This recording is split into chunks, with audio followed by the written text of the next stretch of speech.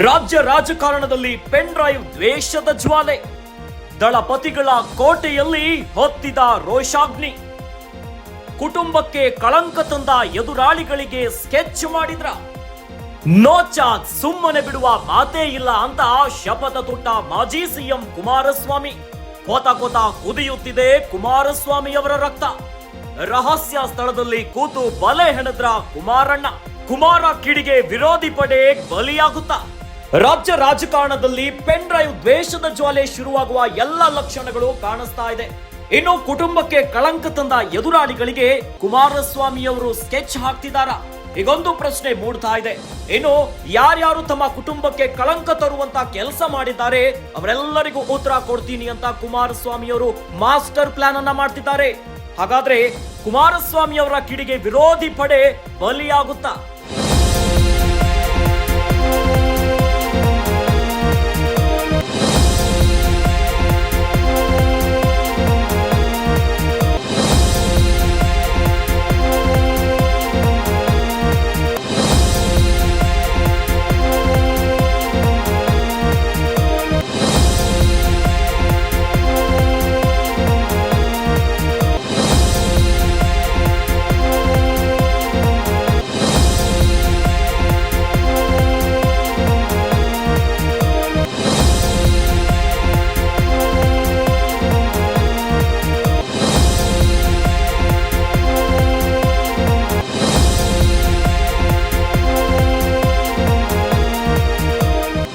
ಮುಳ್ಳನ್ನ ಮುಳ್ಳಿಂದಲೇ ತೆಗೆಯಲು ಕುಮಾರ ತಂತ್ರ.